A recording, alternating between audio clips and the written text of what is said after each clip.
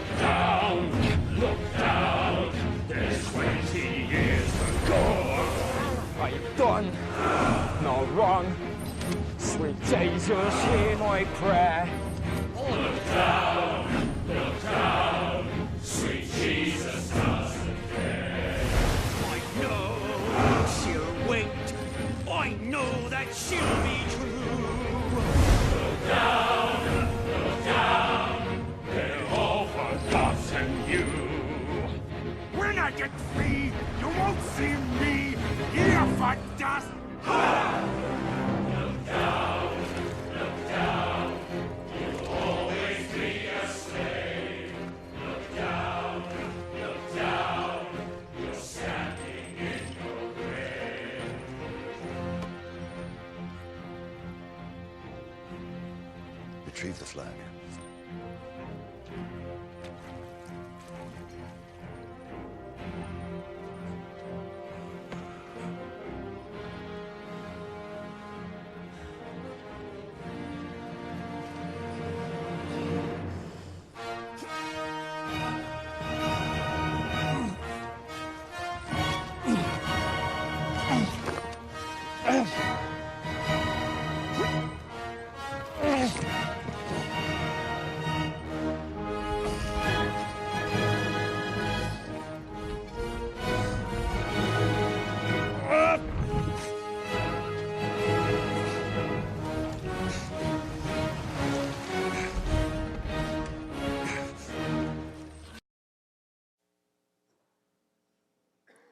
Good morning.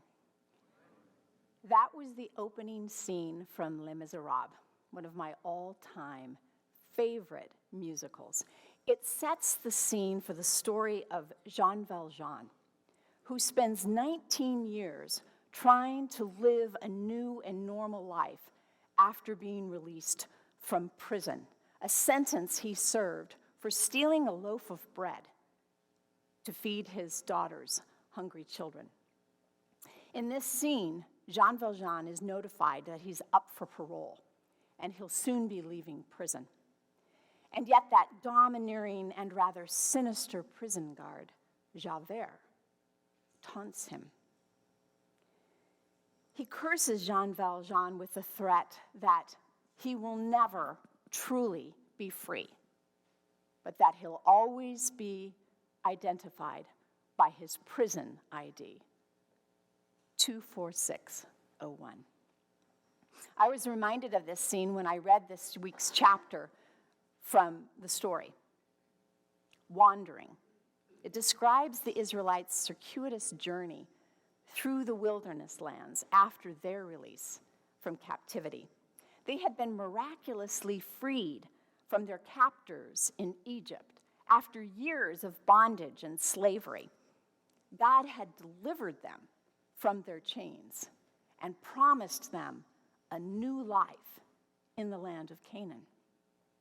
They just had to get there.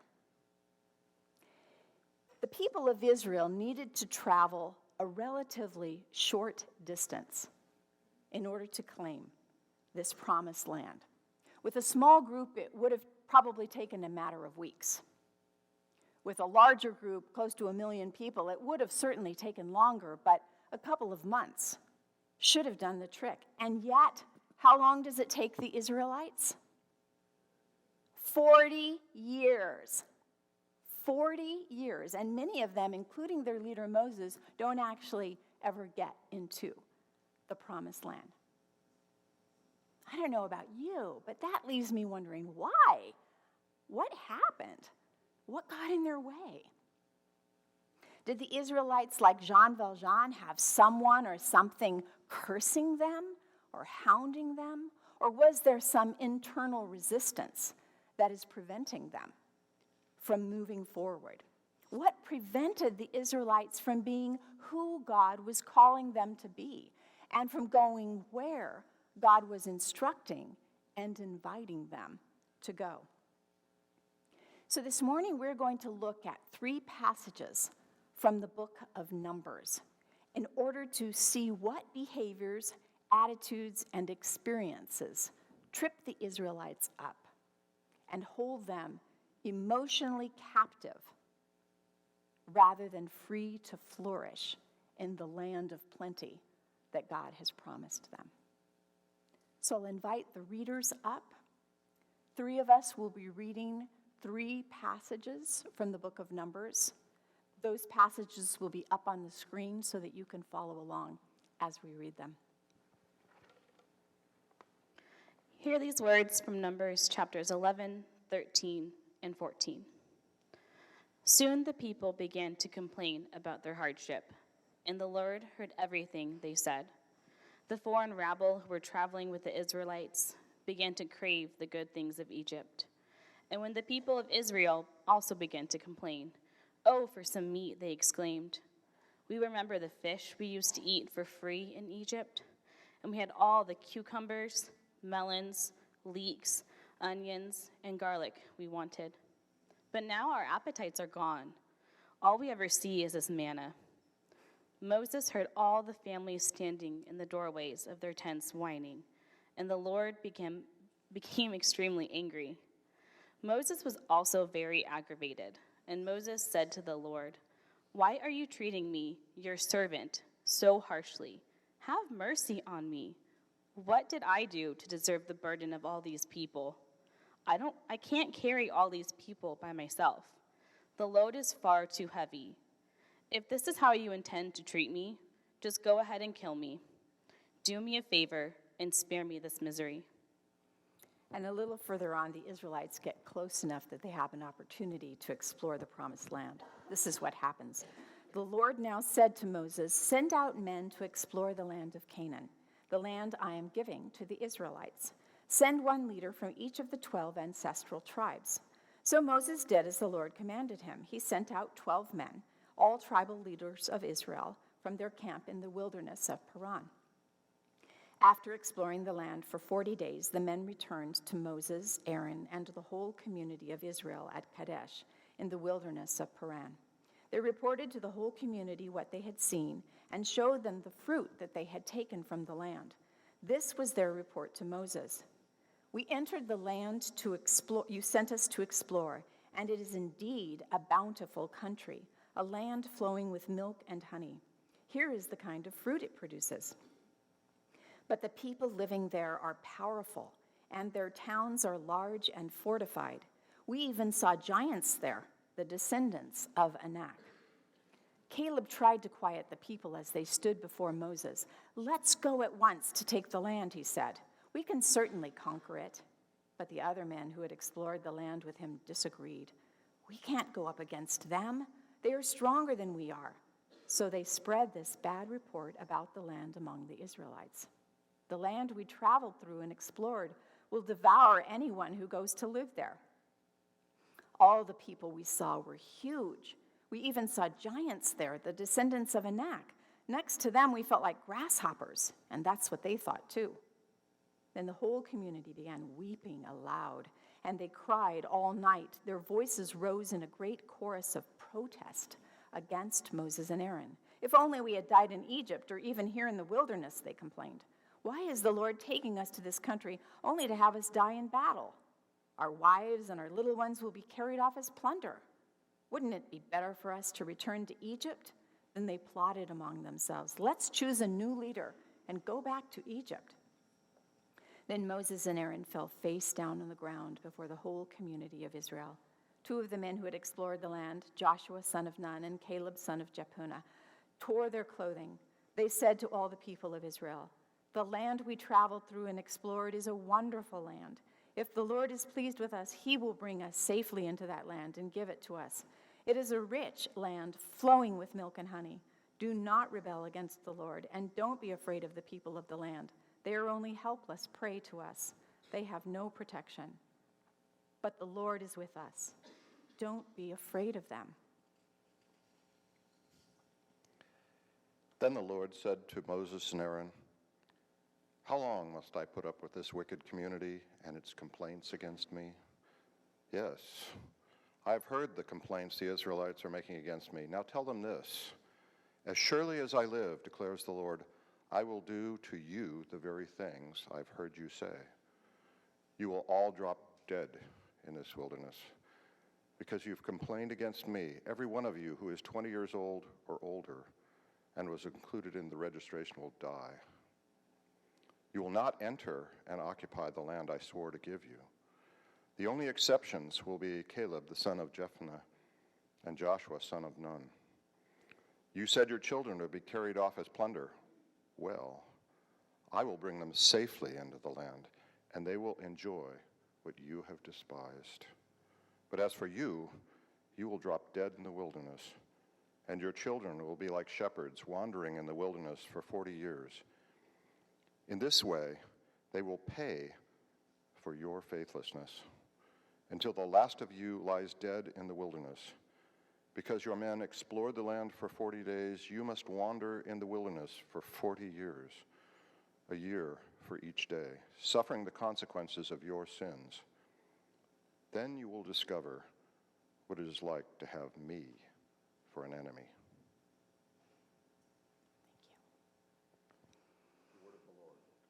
Thanks be to God.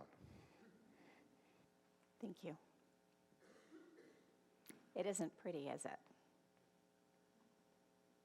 So as we looked at those passages, there were several problems that we could see existing among the Israelite people. The first one, I think, is pretty obvious. It's their constant complaining. It becomes a clear impediment to their journey. We've all seen how hard it can be to get squabbling children, or even maybe squabbling adults, out of the house and to church on Sunday morning.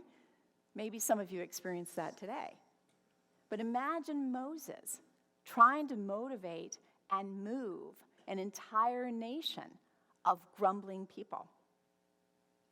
The Israelites' constant complaining also elicits God's wrath, which may at first catch us off guard. It sounds so severe.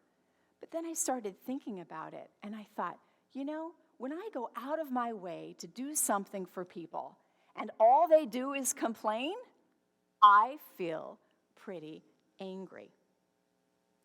The consequences of their grumbling also becomes an obstacle. God disciplines his people to try to get them back on track, sometimes rather severely. But plagues and people dropping dead around them are likely to impede their progress. The Israelites also have an ongoing tendency to focus on their obstacles. They have what I would call an obstacle orientation. It's kind of the compass point for them. Instead of setting stones of remembrance, they view everything as a roadblock. The Israelites complain about their hardships rather than being grateful for God's faithfulness or his provisions. God had promised the land to them, to their ancestors, over 600 years earlier. He'd freed them from their captors. He'd guided them by day with a pillar of cloud. He'd guided them by night with a pillar of fire. And now he was feeding them miraculously with manna from heaven. But it wasn't good enough. They wanted meat, even if it meant a return to Egypt, the land of their captivity. So another barrier that we see in their behavior is their tendency for nostalgia. The Israelites look back at the past with rose-colored glasses. Have you ever done that? Been nostalgic about a time that in reality wasn't really all that good?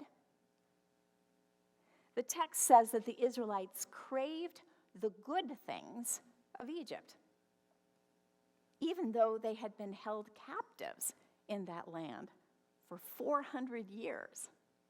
The word craved suggests that they're thinking with their bellies and not their brains. They also have a pattern of fear and forgetfulness, which I think are linked together. Their forgetfulness leads them to minimize both the horrors of slavery and the goodness of God.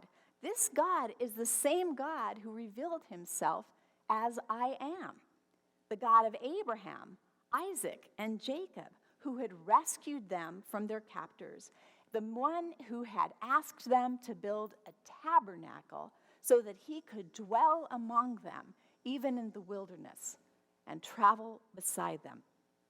He promised to guide and protect them. Yet their fear of the Anak people prevent them from entering the land that they have traveled so long to enter. We can't go up against them, they claim. They are stronger than we are. So their unbelief leads to a crisis of faith. The Israelites fail to trust that God will deliver what he has promised. They doubt their own strength and power, but they also clearly doubt the strength and the power of God. They don't believe what he says. And like all of us, the Israelites also struggle with sin and seduction.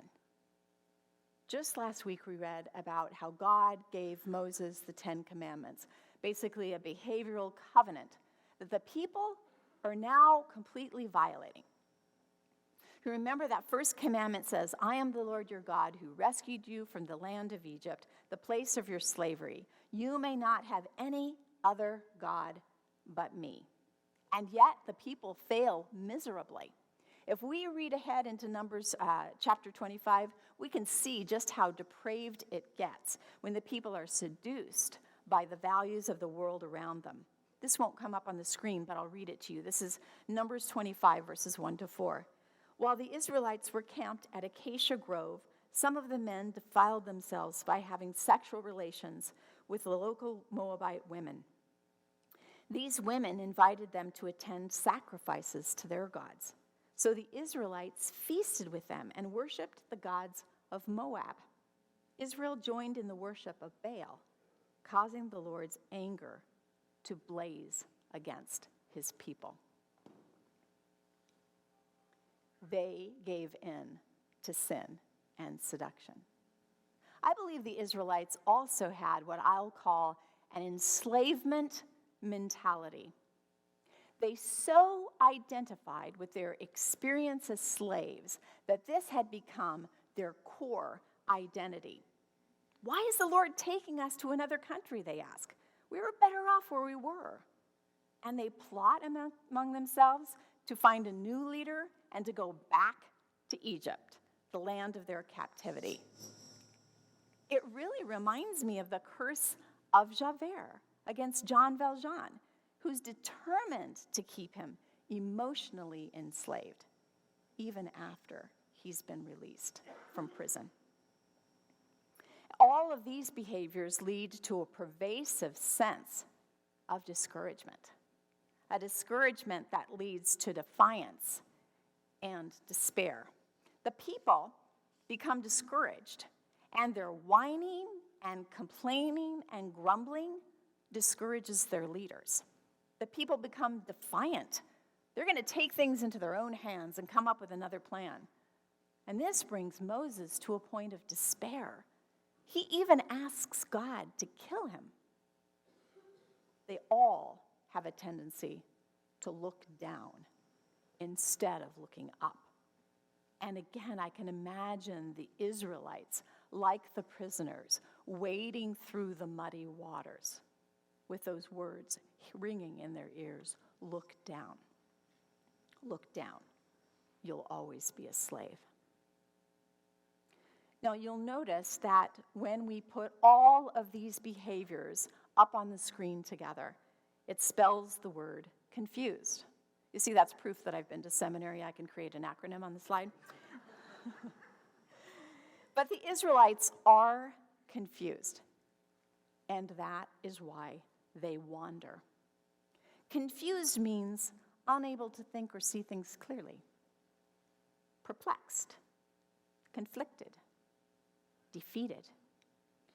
Literally, confused means to fuse with, or merge or mingle together, so that two entities are no longer separate. The people of Israel are called to be set apart and holy, and yet they merge together and mingle with the Moabite people and take on the values of their world. They've lost their bearings. Another word for confused is bewildered, to be in the wilderness, which is precisely where the Israelites are and where they stay for 40 years. Now, I find myself confounded that the Israelites wander in the desert for 40 years rather than claiming the promises of God. But then, when I pause, I also feel convicted, because I know that I am guilty of some of the same behaviors that the Israelites display. I may not think of myself as trapped as deeply in my past as Jean Valjean. I've certainly never served time in prison as he did, and I haven't been enslaved as the Israelite people were, and I don't recall that I've wandered in the desert for 40 years. But there are times when I feel stuck in a rut, when I feel like I can't really move forward, sometimes for days, for weeks, for months, for years. And what I do most at these times is complain and grumble. I may have a hard time discerning God's voice in the midst of the world's babble. Or I may hear him clearly, but struggle to obey. Sometimes I feel conflicted, knowing that God is calling me to something or somewhere, and I want to go, and yet my fears and my inhibitions put kind of a stranglehold on me and prevent me from moving forward. At other times, I sense God wanting to heal and transform me and offer me a new life, but I seem to prefer to stay stuck in my past and my pain. So this morning, I want us to pause for a moment so that I can invite you to also reflect. Are there ways that you have also been stuck in your life, in your relationships, or in your relationship with God? Do you ever feel like maybe you are wandering? And which of the behaviors of the Israelites do you most identify with? Is it a tendency to complain? Do you focus on your circumstances and your obstacles instead of on God? Do you have an attachment to the way things used to be? Or a sense of condemnation that you carry with you? Are there unconfessed sins or sins from your past that continue to hold you captive? Do you sense that God is wanting to move you into a new place in some way, and yet your fears and anxiety are preventing you from taking crucial steps? I also wonder if we as a community can sometimes be like the Israelites. What are the obstacles and behaviors that prevent us from moving forward, and how might we begin to live differently? It may be that we need to change our ways in order to find our way. But it isn't just as simple as stopping those behaviors. The Apostle Paul writes about how he does the very things that he doesn't want to do, and we can identify with that. I have found that it seems that it's often easier to make a change in our lives when, rather than just trying to get rid of a bad behavior, we can replace that behavior with a positive practice. So, for instance, instead of grumbling, we focus on expressing gratitude. It can change our perspective. It can also change our relationship to God and to other people. Many of you know that 4 weeks ago today, my husband Gib had 5-way cardiac bypass surgery.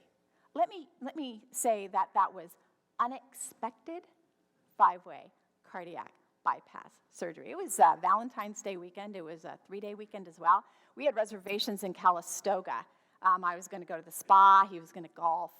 No, we checked into Sutter Medical Center, Sacramento instead. And you may think, wow, that must have upended your life. Well, sort of did, I guess. It was a little bit of the rug being pulled out from underneath you.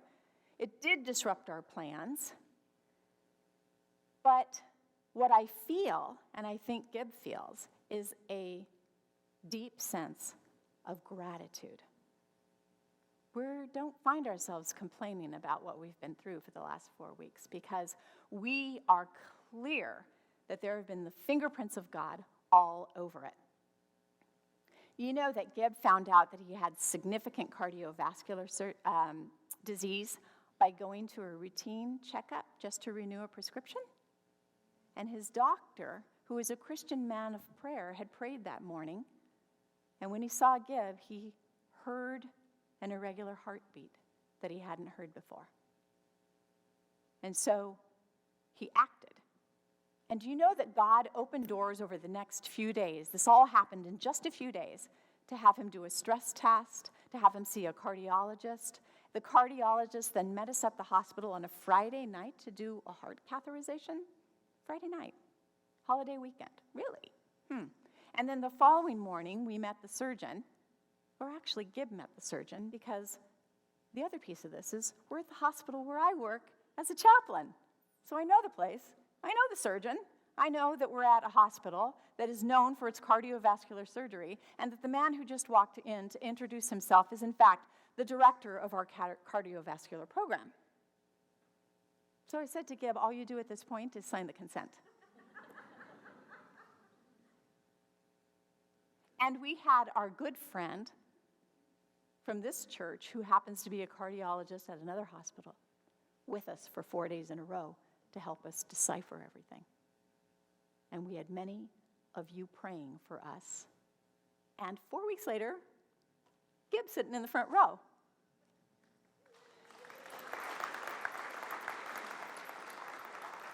So you can see why I'm not grumbling. We'll go to Calistoga another time. but I have my Valentine today, and that's what I'm most thankful for. Rather than focusing on our circumstances and the obstacles before us, we can shift our focus and keep our eyes on God as the one who is faithful, the one who has called us, the one who loves us and has promised to guide and protect us and to finish the work that he has begun in us. We can ask Jesus to stand beside us and replace our fear with faith. Like the man, the father of the sick child in the Gospel of Mark, we can say to Jesus, Lord, I do believe. Help me overcome my unbelief. Rather than feeling condemned by our past as if we, like Jean Valjean, are identified by our failures, we can claim the forgiveness and faith, the identity and the freedom that we have through Jesus Christ. I believe that Satan, like Javert in Les Miserables, would like to curse us as eternally condemned. But we, through Jesus, our Savior, have been redeemed, and we are freed from the bondage to our past and to our sin. Jesus gives us an example of how to live a life of faith and obedience that can keep us moving forward. So I'd like to close with this passage from Hebrews 12. Therefore, since we are surrounded by such a huge crowd of witnesses to the life of faith, let us strip off every weight that slows us down, especially the sin that so easily trips us up. And let us run with endurance the race God has set before us. We do this by keeping our eyes on Jesus, the champion who initiates and perfects our faith. Because of the joy awaiting him, he endured the cross, disregarding its shame. Now he is seated in the place of honor beside God's throne. Think of all the hostility he endured from sinful people. Then you won't become weary and give up. May we be people of courage, steadfastness, and faith. Let's pray. Holy God, I thank you so much for your promises to us. And I pray that we would not be sidetracked by our worries or our life's obstacles, but that we would pursue the path that you have set out before us. In your name.